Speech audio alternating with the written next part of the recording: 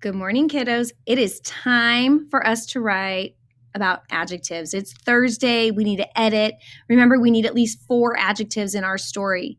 If you remember back on the slideshow, we have lots of adjectives, like things we can hear, see, and feel. The creaky floor. So creaky would be your adjective. Your adjective goes before your noun. So your noun is a person, place, or thing. A window is a thing. So a broken window would explain how the window looks or what's going on with the window. Broken window.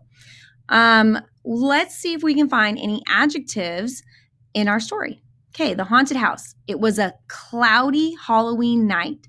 So because it was cloudy, that is definitely one of our adjectives, and we can highlight it in purple. Remember, because we don't use purple on anything.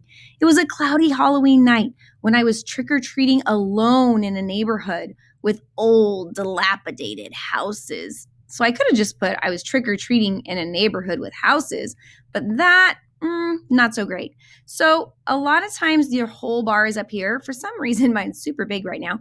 And I just have to click on these 3 little more buttons, and it'll bring me to my highlight my color, which I'm choosing purple. And let's see if we can find any more adjectives in here. In the beginning, I was brave, strolling through the streets. How were you strolling? Well, I was strolling bravely through the streets. All right. And not only through the streets, but through the spooky streets. So that is telling me what kind of streets they are, which is an adjective, a describing word. That's when I saw the front door ajar on a creepy mansion. I could have said that's when I saw a door ajar on a mansion. So what kind of door? Well, it's the front door. Front is an adjective. So, and I changed the text color and now it's too hard to read. All right. And what kind of mansion? Not any mansion. A creepy mansion, which is another adjective. Look at me. I already have way more than enough adjectives. But remember, the more adjectives you have, the better you can visualize your story, the better you can see it in your mind. So keep going. A moment later, the floorboards started to squeak as I tiptoed inside the mansion and heard a shrill cackle. What kind of cackle did I hear? Well, I heard a shrill that was like super high pitched. All right, let's see what's next. An icy chill, not any chill, an icy chill ran down my spine when I saw a witch. What kind of witch? A wicked witch. So I'm going to highlight that wicked. Brewing a potion. At last, fear gripped my insides, and I knew I had to escape before she saw me.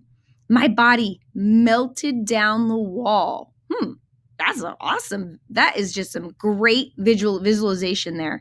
Can you picture melted down the wall? I could have just said my body sank down or my body fell to the floor, but melted down the wall creates such a good visual that we have to highlight that one because it adds to your writing, okay? Because adjectives definitely add to your visualization, and simple little phrases like melted down the wall add a lot of visualization as well. So my body melted down the wall and I slithered on my belly until I was out the front door. So let's see. You know what? This is such a good line here that I'm going to highlight this. Just be like, look at this visualization. It is rocking. So if you have any super great ones that create some awesome visualization strategies, show us. Make it nice and bright. My body melted down the wall and I slithered on my belly until I was out the front door. Remember, front is an adjective. I will never go trick-or-treating alone ever again. So as you can see, I have more than 4 adjectives. I hope you have more than 4 adjectives, and I hope you have some great little phrases or expressions in there that really show us that we can visualize the story, that we can see your story in our head. Have a great Thursday afternoon. Be sure to add those adjectives, and don't forget, you can also look on this page for some fun